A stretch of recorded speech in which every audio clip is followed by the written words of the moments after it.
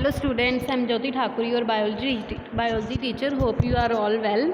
तो last session में हमने प्लाज्मा मेम्ब्रेन के बारे में पढ़ा था कि प्लाज्मा मेम्ब्रेन जो है वो प्लांट सेल में भी होती है और एनिमल सेल में भी होती है, and it is made up of proteins and lipids. And second, cell wall. अब सेल वॉल जो है वो सिर्फ प्लांट सेल में प्रेजेंट होती है, it is absent in animal cell. अब एनिमल सेल में एब्सेंट क्यों होती है ये भी हम आगे पढ़ेंगे, ठीक है। तो जो प्लांट सेल में ही सेल वॉल प्रेजेंट होती है, और जो सेल वॉल है वो सेलुलोज की बनी होती है। किसकी बनी होती है? सेलुलोज की। और ये जो सेलुलोज है ये एक कॉम्प्लेक्स स्ट्रक्चर होता है जो कि प्लांट्स को सपोर्ट प्रोवाइड करता है। अब जैसे कि प्लांट्स के पास ना ही स्केलेटल सिस्टम है और ना ही बोन्स, कोई ऐसा कोई सिस्टम नहीं है जो उसको रिजिडिटी या फिर प्रोवाइड कर सके, जैसे कि ह्यूमन बींग्स एंड एनिमल्स के पास तो स्केलेटन्स होते हैं जो कि स्ट्रेंथ प्रोवाइड करते हैं, बट प्लांट्स के पास तो नहीं होते। इसलिए जो सेल वॉल्स है एक सपोर्टिंग स्ट्रक्चर की तरह हेल्प करता है प्लांट्स को, ताकि कि वो एक फिक्स्ड शेप दे सके और किसी भी इंजरी से प्रिवेंट कर सके प्लांट को।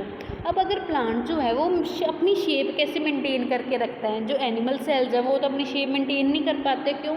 बिकॉज सेल मेम्ब्रेन जो होती है वो फ्लेक्सिबल होती है।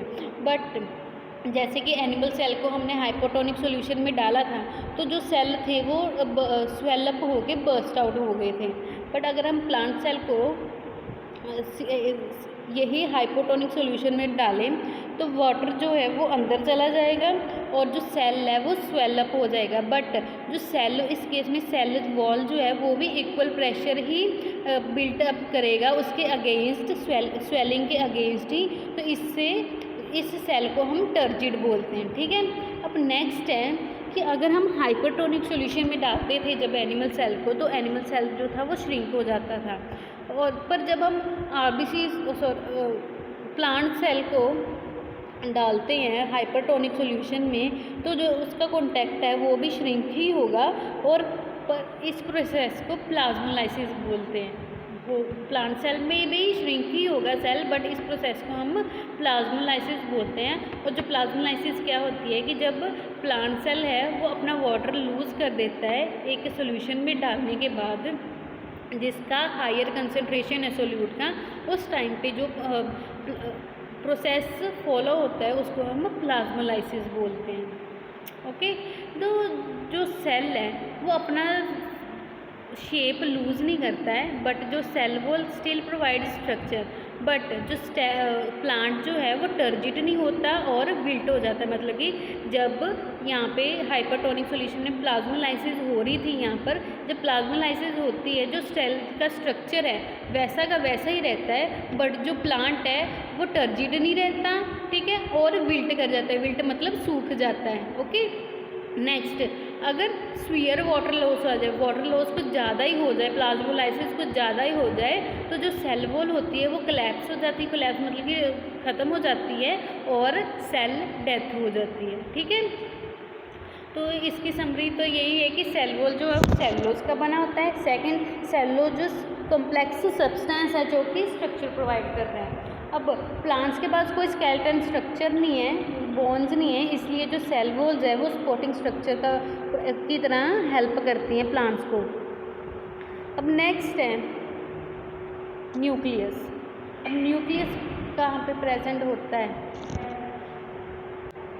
अब नेक्स्ट है न्यूक्लियस। जो न्यूक्लियस है वो एक ब्रेन या फिर कंट्रोल सेंटर होता है सेल का, ठीक है, जो कि सारी सेल की एक्टिविटी कंट्रोल करके रखता है, ठीक है। It is A double membrane separating the nucleus from the cytoplasm. जो सेल के अंदर यहाँ पे जो ग्रीन कलर का है ये साइटोप्लाज्म है। तो ये जो साइटोप्लाज्म डबल मेम्ब्रेन होती है न्यूक्लियस के अराउंड, जो कि साइटोप्लाज्म से उसको सेपरेट करके रखता है। और ये न्यूक्लियस के कंटेंट जैसे कि क्रोमोसोम्स वगैरह उसको सेपरेट करके रखता है साइटोप्लाज्म से। और जो न्यूक्लियस होता है ये राउंड बॉडी होती है जिसके बाहर न्यूक्लियर मेम्ब्रेन होती है और इसके अंडर न्यूक्लियोलस भी प्रेजेंट होता है, और ये प्रोटीन्स की ट्रांसपोर्टेशन में भी हेल्प करते हैं। न्यूक्लियस के अंदर ही क्रोमैटिन्स प्रेजेंट होती हैं। थ्रेड लाइक स्ट्रक्चर जो होती है इसको हम क्रोमैटिन्स बोलते हैं।